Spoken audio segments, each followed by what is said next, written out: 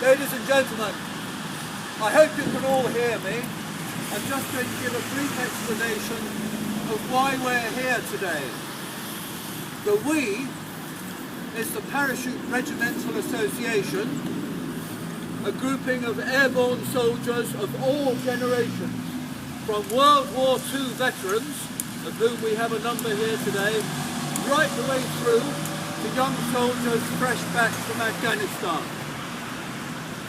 We're particularly honoured to be joined by the mayors of Sutton, Croydon and Kingston today. Thank you so much for coming.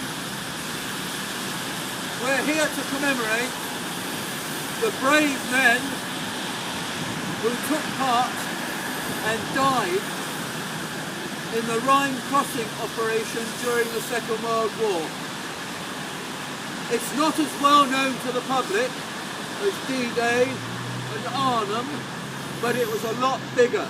The single biggest, most successful airborne operation ever to this day, but at terrible cost.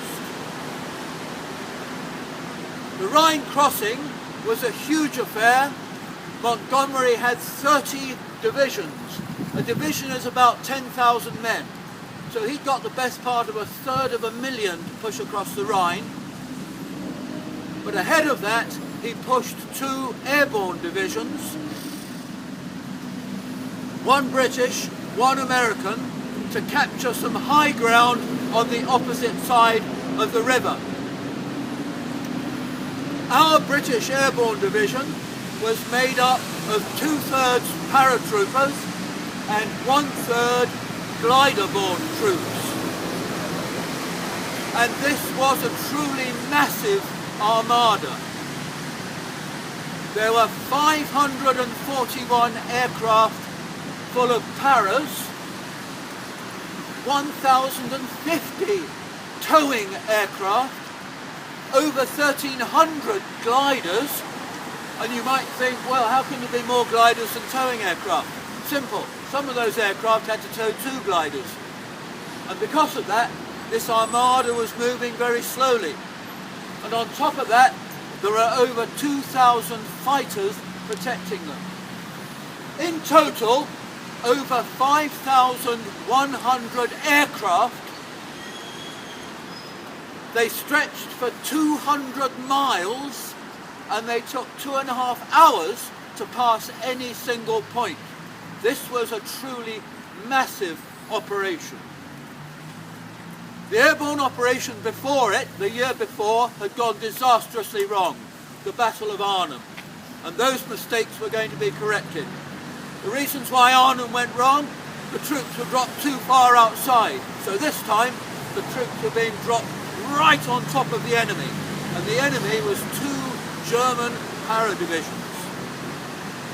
At Arnhem, there weren't enough aircraft, so there were several different drops on different days. This time, no messing. Everyone was going in at the same time. At Arnhem, as we know, the ground troops didn't manage to catch up with the operation in time. So this time, Montgomery started the river crossing, and the drop didn't go in until 13 hours after the river crossing had started. One of the drawbacks with that, of course, was there was no surprise. The Germans knew the obvious place where the airborne would come in, and it was pretty damned obvious once we started landing. Unlike Arnhem, the paras did not go in and clear the way for the gliders. The paras did go in first, but had their own tasks. When the gliders arrived, they too were landing right on top of the Germans. The figures are horrific. The Germans had over 800 anti-aircraft guns, literally thousands of machine guns, all of which were capable of tearing through the flimsy plywood that these gliders were made out of. So many of them were shot up in the air, shot up when they reached the ground. The casualties were enormous.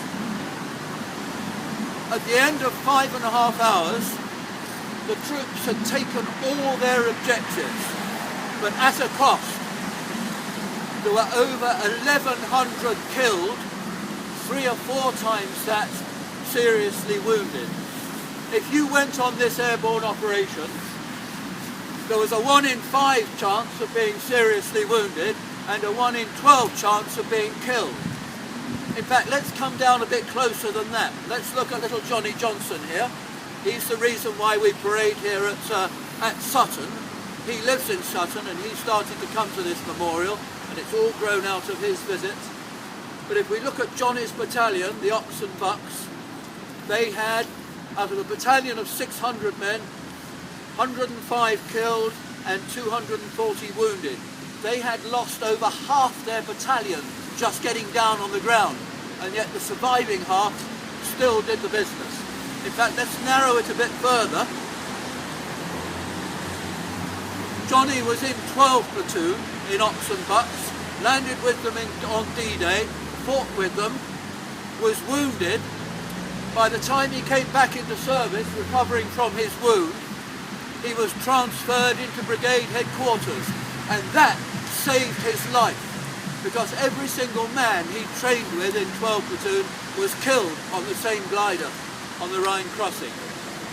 As I say, a truly horrific price, but a very successful operation. We in airborne forces, we were created in the Second World War by men like this, and we do our damnedest each successive generation to carry forward their standards. We learn our history. Johnny and his colleagues created our history, and we carry it forward. It's with our young lads in Afghanistan right now, and they will pass it to successive generations. We owe a huge debt to these men. Johnny, you and your colleagues. Thank you.